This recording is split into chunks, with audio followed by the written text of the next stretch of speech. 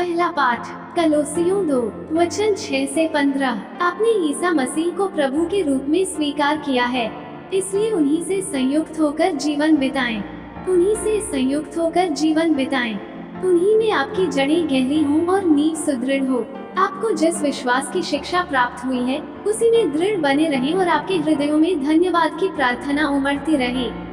सावधान रहें, कहीं ऐसा न हो कि कोई आप लोगों को ऐसे खोखले और भ्रामक दर्शन शास्त्र द्वारा बहकाए, जो मनुष्यों की परंपरागत शिक्षा के अनुसार है और मसीह पर नहीं, बल्कि संसार के तत्वों पर आधारित हैं।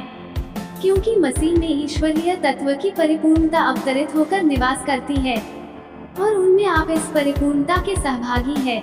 मसीह विश्व के सभी आधिपत्यों और अधिकारों के शीर्ष हैं, सभी मसीह के अधीन हैं। उन्हीं में आप लोगों का खतना भी हुआ है। वो खतना हाथ से नहीं किया जाता, वह खतना मसीह का अर्थात बपतिस्मा है, जिसके द्वारा पाप में शरीर को उतार कर फेंक दिया जाता है।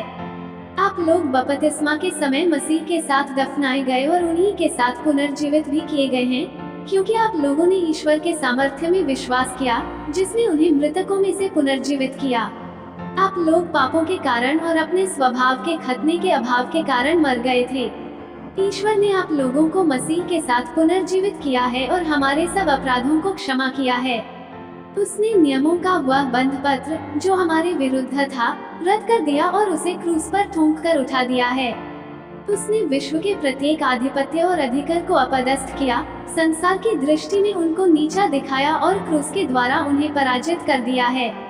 सुसमाचार संत लूकस 6 वचन 12 से 19। उन दिनों ईसा प्रार्थना करने एक पहाड़ी पर चढ़े और वे रात भर ईश्वर की प्रार्थना में लीन रहे।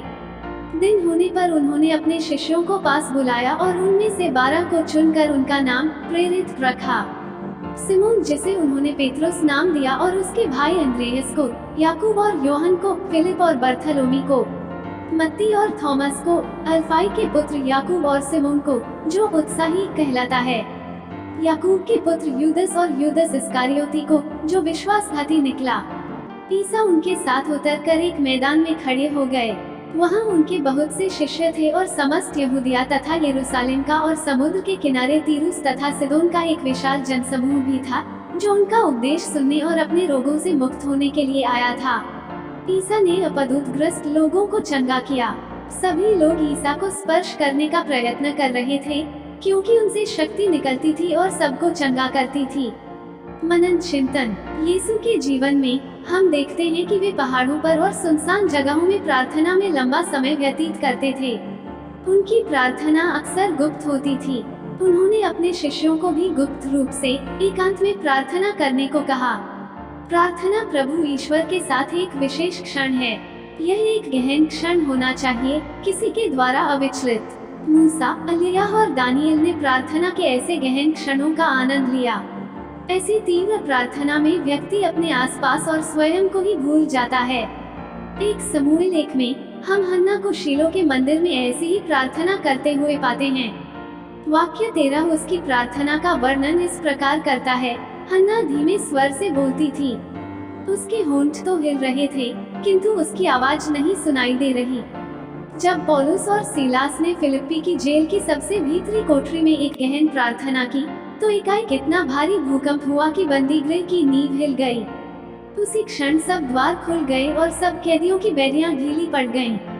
ईश्वर के साथ उसकी गहन मुलाकात के बाद मूसा का मुखमंडल देदीप्यमान बन जाता था। ऐसी गहन प्रार्थना के दौरान व्यक्ति ईश्वर के प्रति आवेशित हो जाता है।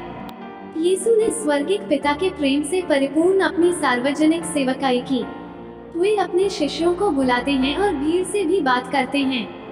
वे सभी उनकी सेवकाई में ईश्वर के सामर्थ्य का अनुभव करते हैं। इससे पहले कि हम ईश्वर के राज्य की सेवकाई कर सकें, हमें भी ईश्वर से आवेशित होने की आवश्यकता है। हम अपने से ही सवाल करें, मेरी प्रार्थना कितनी तीव्र है? क्या मैं प्रभु द्वारा संचालित हूँ? आमीन।